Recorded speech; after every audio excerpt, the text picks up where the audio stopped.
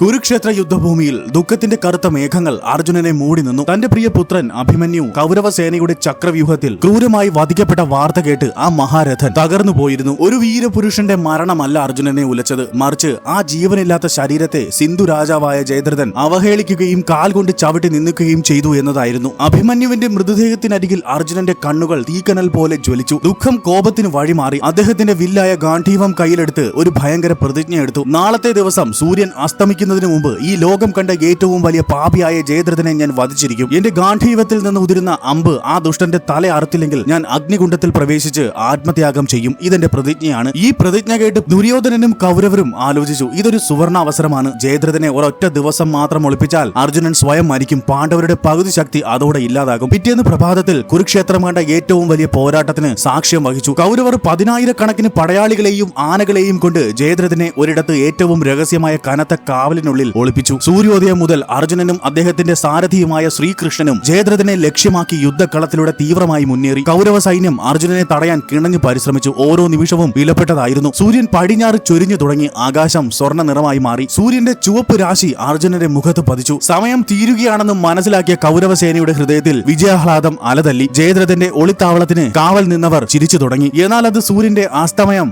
ആയിരുന്നില്ല. അത് ഭഗവാൻ ശ്രീകൃഷ്ണൻ തന്റെ സുദർശന ചക്രം കൊണ്ട് മറച്ചതായിരുന്നു. പെട്ടെന്ന് യുദ്ധക്കളം ഇരുട്ടിലായി. തുടർന്ന് ശ്രീകൃഷ്ണൻ അർജുനനോട് പറഞ്ഞു, അർജുന, നോക്കൂ, നിന്റെ പ്രതിജ്ഞാബന്ധിതമായ ദിവസം അവസാനിച്ചിരിക്കുന്നു. ഇതാ സൂര്യൻ അസ്തമിച്ചിരിക്കുന്നു. നിന്റെ വാക്ക് പാലിക്കാനുള്ള സമയം സമാഗതമായിരിക്കുന്നു. കൗരവർ സന്തോഷം അടക്കാനാവാതെ നിന്നു. ജയദ്രഥൻ തന്റെ സുരക്ഷിത താവളത്തിൽ നിന്ന് പുറത്തേക്ക് വന്നു. അർജുനൻ സ്വയം മരിക്കുന്നത് കാണാൻ അവൻ അർജുനനെ നോക്കി പുച്ഛത്തോടെ പറഞ്ഞു, അർജുന, നിനക്ക് വാക്ക് തെറ്റിക്കണമെന്ന് തോന്നുന്നുണ്ടോ? ശ്രീകൃഷ്ണൻ ജയദ്രഥനെ കണ്ടയുടൻ സൂര്യനെ മറച്ചിരുന്ന് തന്റെ സുദർശന ചക്രം തിരികെ എടുത്തു. അമ്പരപ്പിച്ചുകൊണ്ട് ആകാശം വീണ്ടും പ്രകാശപൂരിതമായി. ജയദ്രഥന്റെ മുഖത്തെ ആഹ്ലാദം ഞെട്ടലായി മാറി. അവൻ ചതിക്കപ്പെട്ടിരിക്കുന്നു. ഭഗവാൻ ശ്രീകൃഷ്ണൻ തീവ്രമായ ശബ്ദത്തിൽ അർജുനനോട് പറഞ്ഞു, പാർത്ഥ, നോക്കൂ, സൂര്യൻ അസ്തമിച്ചിട്ടില്ല. ഇതാ നിന്റെ ശത്രു. നിനക്കിനിയും സമയം ബാക്കിയുണ്ട്. അവന്റെ ദുഷ്ടതയ്ക്ക് അന്ത്യം കുറിക്കൂ. അർജുനൻ ഗാന്ധീവത്തിൽ നിന്ന് ഒരു അസ്ത്രം പ്രയോഗിക്കാൻ തുടങ്ങിയതും കൃഷ്ണൻ വീണ്ടും പറഞ്ഞു, അർജുന, നിൽക്കൂ. വൃദ്ധക്ഷത്രന്റെ ശാപം ഓർക്കുക. കൃഷ്ണന്റെ വാക്കുകൾ അർജുനന് പ്രചോദനമായി. ഒരു നിമിഷം പോലും പാഴാക്കാതെ അർജുനൻ ഗാന്ധീവത്തിൽ നിന്ന് ഒരു അസ്ത്രം എയ്തു. പ്രകാശത്തിനേക്കാൾ വേഗത്തിൽ പാഞ്ഞ ആ ദിവ്യാസ്ത്രം ജയദ്രഥന്റെ ശിരസ് ഛേദിച്ച് അദ്ദേഹത്തിന്റെ പിതാവായ വൃദ്ധക്ഷത്രന്റെ മടിയിൽ ചെന്ന് വീണു. പെട്ടെന്ന് അദ്ദേഹം ധ്യാനത്തിൽ നിന്ന് ഉണർന്നു. തന്റെ പുത്രന്റെ ശിരസ് കണ്ട അദ്ദേഹം ഭയന്നുപോയി. അത് കൈകൊണ്ട് മടിയിൽ നിന്ന് താഴേക്ക് തള്ളിയിട്ടു. മടിയിൽ നിന്ന് ശിരസ് താഴെ വീണ ഉടൻ ആ ശാപം